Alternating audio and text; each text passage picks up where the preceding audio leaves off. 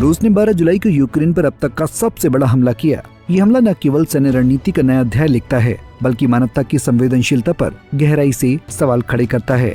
पश्चिमी यूक्रेन के शहरों पर यह हमला उनकी रक्षात्मक क्षमताओं को परखने के साथ साथ वैश्विक शांति के मानदंडों को भी चुनौती देता है। रूस ने इस हमले में अपनी शक्ति का प्रभावशाली प्रदर्शन किया, चारों ओर से नियंत्रित सामरिक बलों का इस्तेमाल किया। ड्रोनों की संख्या 560 से 700 के बीच रही। मिसाइलों से 15 से अधिक Kh-101 क्रूज मिसाइलें शामिल थीं। ये मिसाइलें उच्च सटीकता प्रदान करती हैं और दूरस्थ लक्ष्यों को निशाना बनाने में सक्षम हैं। दरअसल रूस यूक्रेन युद्ध को लेकर एक रिपोर्ट में बताया गया है कि लगभग 10 रूसी बमवर्षक उड़ान भर रहे हैं। इनमें परमाणु सक्षम Tu-95 और Tu-160 मॉडल शामिल है। ये मॉडल अपनी लंबी दूरी और भारी आयुध क्षमता के लिए जाने जाते हैं। 3 से अधिक ऐसे बमवर्षकों को इस मिशन में तैनात किया गया था। इस लॉन्च से संकेत मिलता है कि हमला रणनीतिक महत्व का है और इस पर बहुत सोच विचार कर निर्णय लिया गया है। रूस के निशाने पर पश्चिमी यूक्रेन के 3 प्रमुख शहर लुस्क और चेरनिवस्की थे। ये सभी शहर अपनी ऐतिहासिक विरासत, सुरक्षा बलों की उपस्थिति और महत्वपूर्ण नागरिक बुनियादी ढांचे के लिए जाने जाते हैं। इन पर हमला किसी भी अर्थ में केवल मूल्य नुकसान नहीं, बल्कि सांस्कृतिक, आर्थिक और सामाजिक क्षति का संकेत भी है।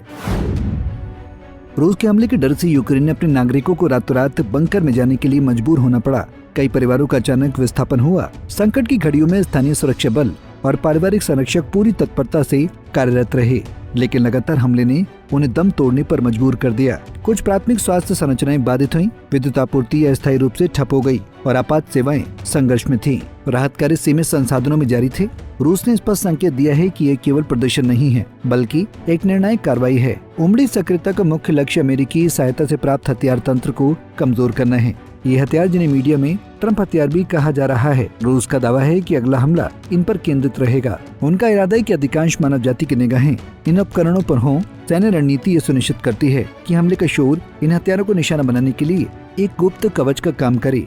इस हमले ने विश्व समुदाय को चौकन्ना कर दिया है। अनेकों देशों ने इस हमले पर गहरा आक्रोश जताया है। कुछ ने यूक्रेनी सहायता का वादा तेज किया है, कुछ ने रूस पर नए प्रतिबंध लगाने की बात कही है। यूएन सुरक्षा परिषद ने आपात बैठक बुलाई। कई पश्चिमी देश आर्थिक और सैन्य सहायता के विकल्पों को सक्रियता से देख रहे हैं।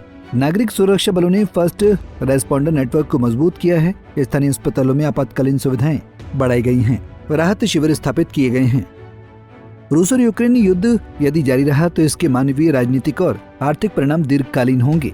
यूक्रेन की वसूली प्रक्रिया जटिल होगी, पश्चिमी समर्थन आवश्यक होगा, लेकिन इन समर्थन का वैश्विक राजनीतिक समीकरणों पर भी असर हो सकता है। यूक्रेनी सुरक्षात्मक बल अमेरिकी उपकरणों को फिर से तैनात करने को प्राथमिकता दें।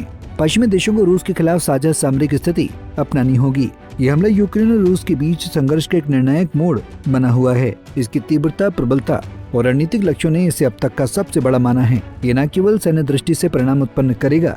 Bureau report, Punjab Kesari TV. हमसे जुड़े रहने के लिए हमारे YouTube चैनल को सब्सक्राइब करें और नई वीडियो की नोटिफिकेशन के लिए बेल आइकॉन को दबाएं।